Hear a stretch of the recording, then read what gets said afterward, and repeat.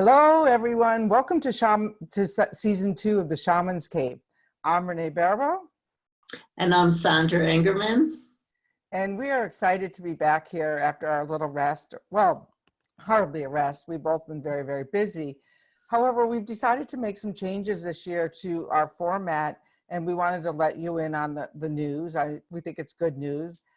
We're going to be releasing our shows now on Wednesday mornings at 11 a.m. Now, for those of you who love the Sunday morning, you can save your email and open it Sunday morning and listen then. That's the greatest thing about signing up over at shamanstv.com is that you can access it anytime easily because the YouTube link is right there. For those of you who like to listen on Facebook Live, well, you can always start a watch party with your own friends on Sunday morning and start your own community building. So there's lots of good changes ahead, but we're here to serve and we're excited to be here. Absolutely, yeah. And we have an exciting topic for today because I know that we're all looking at different ways how to create a better life for ourselves and to contribute to our communities and to walk a lighter step on this great planet Earth. And when I was doing my research for Medicine for the Earth, and a lot of Medicine for the Earth is on creation and manifestation, what I found was that every single culture, I can't find one culture who doesn't believe in this, that every single culture teaches that before anything manifests into form in this earthly plane of existence, it starts up in the invisible worlds, the void, the world of the unseen. And it's like you start putting together the pieces of what you're trying to birth into the world, but it all happens on an invisible level first before it manifests. And I think that some of us can relate to this, especially around health issues. I know that in my life when I've dealt with really heavy health issues, that it's almost like I get a feeling inside my body when healing is getting ready to happen. It's almost like my inner world became healed, and I know that that's now going to reflect back in the outer world too. That's interesting. We don't ever get together and really talk about what our ideas are on these things. So I kind of agree and I kind of disagree on that one. One of the things that I do teach in the wind work process is that yes, there's energy out there that needs to be brought into form, but I've through the winds have identified 5 particular ways that we bring this energy into form. And one of them is the chaos, bringing it down from the heavens or wherever that other space is for you. But I also think that sometimes those ideas start within our spirit, within our soul, and those type of people are gestating those ideas. So we have different ways of actually bringing this energy into form. And what I found studying the wind was when you go back to all of the creation stories, they all kind of come back to 6 different models. And I've worked with 5 really closely for the last, 6 or 7 years. Yeah, well, one of my heroines, somebody who I really relate to her work, is Florence Scovel-Shinn, who was part of Emmett Fox's New Thought Church. And she has a wonderful saying that creation comes through us. It doesn't come to us. Mm. And so creation is birthed inside of us. And I think that, Renee, we're talking about the same thing, but what starts to happen with languaging is we start to use different terms. And for me, creation is born outside of us. People are oftentimes waiting for something to come in, but there has to be that gestation process. Nothing's born without that gestation process. And that's what Florence Scovel-Shinn is talking about. It has to come through you.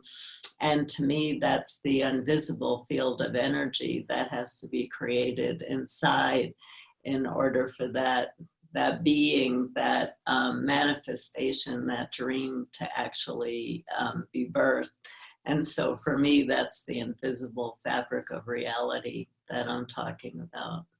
So we're talking about the same thing. Mine is just more about where then you take that invisible fabric and how people then put it into form.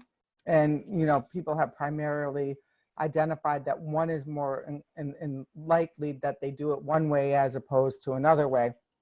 And you can learn more about that if you take one of my classes. That's not totally what we're talking about today. However, we totally both agree that it's an inside-outside job, that in order to be able to create effortlessly or with some regularity, it really requires some practice, right?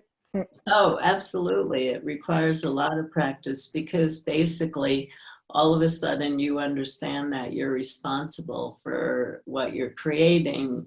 Yes, we can get too new agey about this, and people can get upset and triggered by, I didn't create my cancer, I didn't create the tragic events that have happened in my life. And there's different spiritual theories about that we don't have to get into here, because I think that one of the deepest issues that can come up for people is to blame themselves for the tragic events and the illnesses that come into their life, when there's an incredible teaching that comes. Even if your unconscious brought it to you, there's still an incredible teaching that comes, and there's destiny too. So we don't want to get into blaming ourselves, but we also want to get into seeing where do we have responsibility to create change in our life right now, and how do we do that by focusing more on our inner world than hoping that things are going to come to us from the outer world.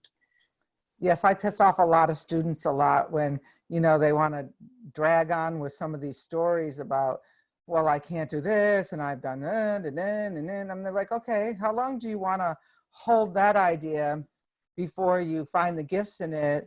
You know, like through a fact-finding mission, not a blaming mission, but just let's get to this happened, this happened, this happened. Okay, yeah, it happened, but do I want to become, you know, do I want to become a martyr of my circumstances, or do I want to really grow and change?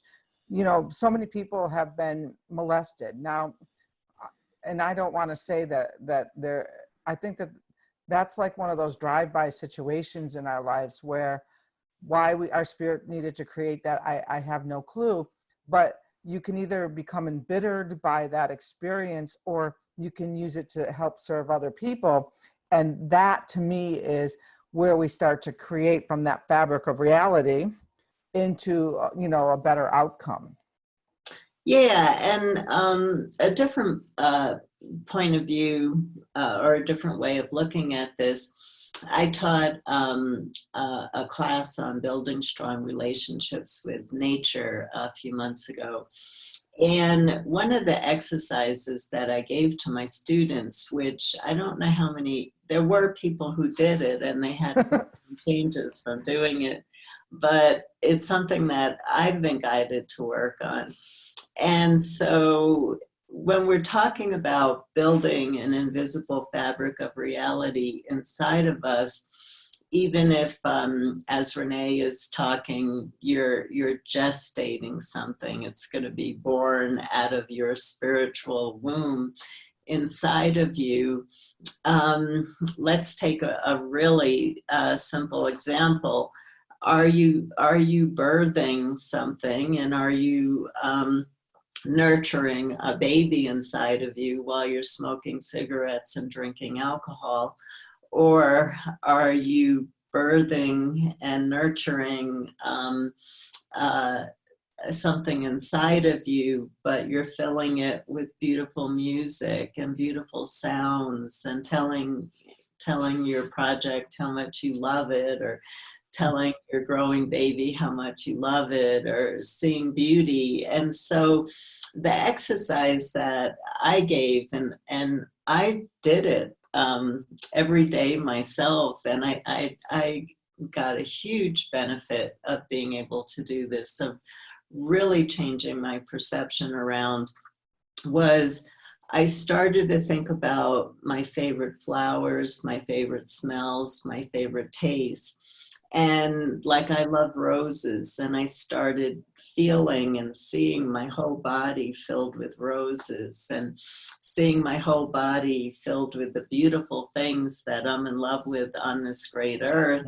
And so what happens is, when you open your eyes, when you're filled with that much beauty, when you open your eyes, you see beauty instead of suffering. And that's basically how people in Native cultures did this, how they were able to be around so much tragedy and so much suffering, but not lose the light or the joy emanating from their presence and from their eyes, because their inner world was filled with so much beauty.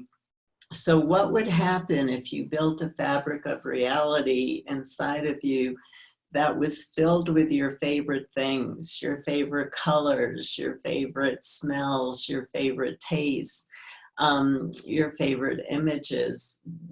How would that change the world that you see when you open your eyes, when you're filled with that much beauty? That's really a great thought. I was reading when I was finishing up the lectures on the goal setting, and how to really bring all the energetic work we had done into form, because after all, I'm the practical shaman. I was reading back into some of that same kind of Emmett Fox type of material that you speak about, but a different author. And I've never even heard of him before, but that ambition is like a muscle, that it's like a ambition, and I call ambition in a good way, of being spiritually ambitious, is a muscle that we keep building upon, so that if you want to strengthen that fabric, then, like Sandra's saying, you just every single day you go in, and if it's yellow or if it's purple, you keep pouring more purple in there, pouring more yellow in there, and actually strengthening that, so that the other stuff can start to really bounce off of that, or that spiritual resiliency that you have it in your mind, and in your emotions, and in your body, and it will keep growing. It has to grow. So I think that it was an interesting thing to see how many people, when they start to get into the work of it, drop. They can't stay there. And it's just like, well, how are we going to get to the other side if we can't even get in there and try to strengthen our purple? Right. Yeah. Well, for years, I'm not doing it right now, but for years, and I'm sure everybody who knows my work and has been reading my monthly column and listening to my lectures for years, every single lecture I did publicly, and every column I wrote on my Transmutation News, I wrote the statement, "What we feed grows." And it's true, what we feed grows. And if you feed the beauty inside, and if you wrap your dreams and your wishes that you want to birth through you in beauty, that's the invisible world of substance that we're talking about, is what's going into what you're birthing inside of you. What are you growing inside of your womb? and what is your spiritual womb, and what is your responsibility of what you feed that dream, so that once you build it in the invisible realms, it's ready to take stage in the physical form. Absolutely. So what this got me to was that I could either have the assumption always that the wind has my back, no matter what the experience, that the wind has this. And that doesn't mean that the wind doesn't have some hard lessons or hard journeys ahead, but that the wind has the best for me.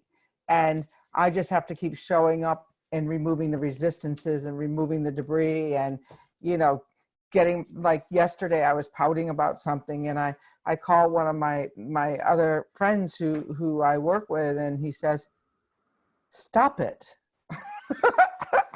So who do you have in your life who says, "Stop it"? You need to be grateful, it was about something about work, and he goes, "That's a good salary. That's a good job. There's, get over yourself." Right. But it's like, no, I want the wind, and then the wind lasts because, it gives you the speaking platform. It gives you all of these things.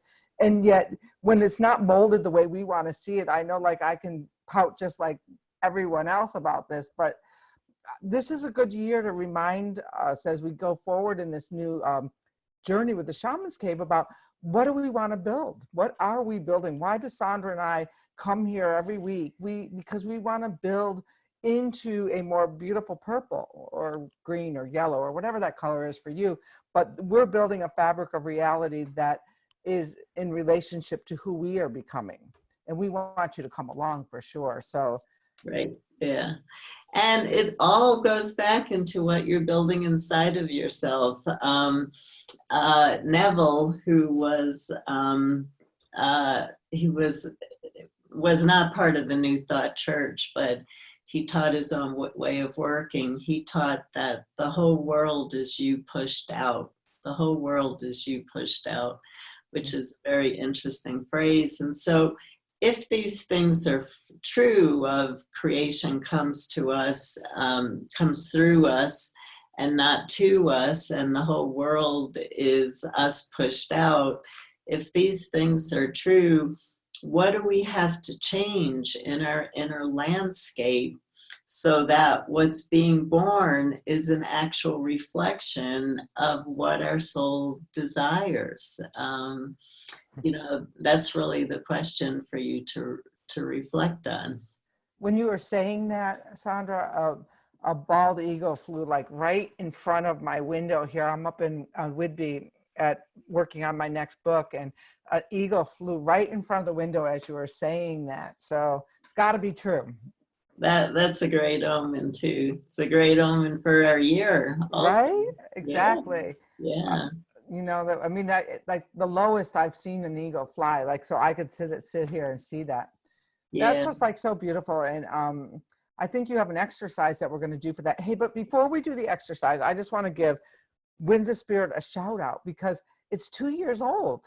It is so amazing to think of that 2 years ago that these winds started to inform us, and how many more wind whistlers all over the world, and through the course that I just taught on the Shift Network, and it's just exciting. Absolutely. It's beautiful work. Coloring my world green today. Yes. Oh, good. So an exercise that you can do basically is what I shared.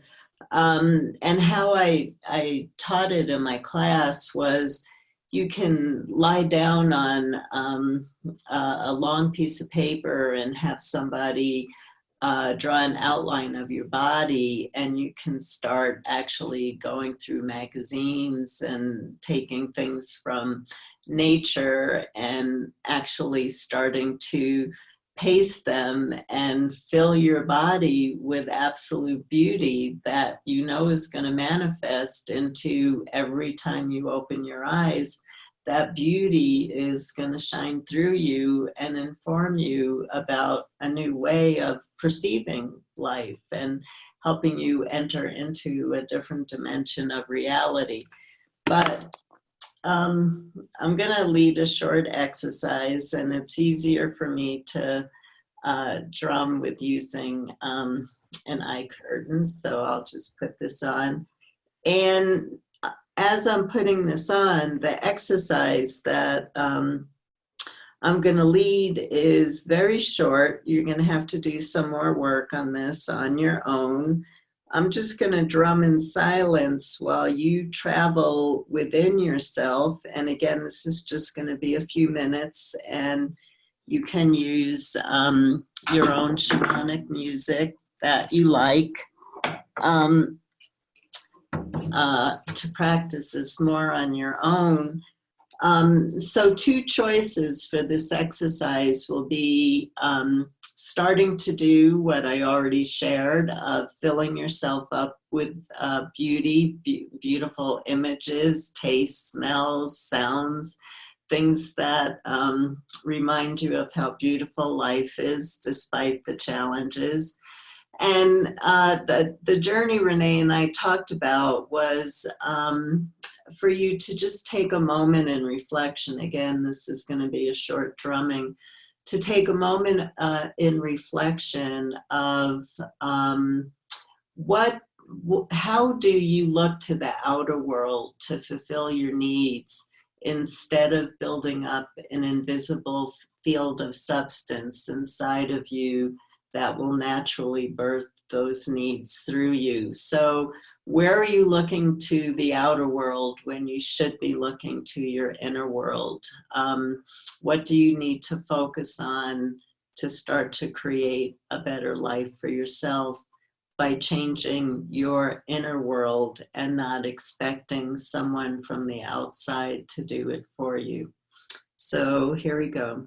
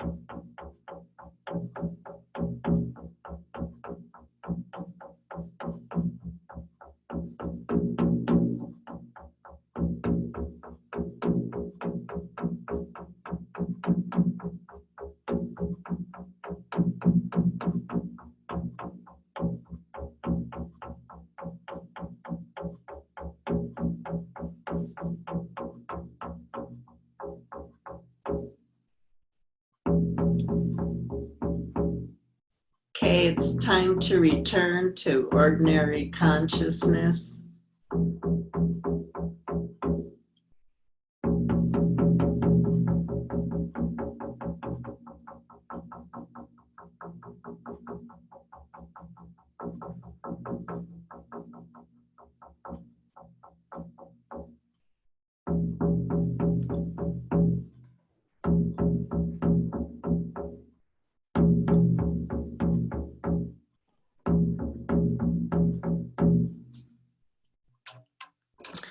So welcome back, everybody.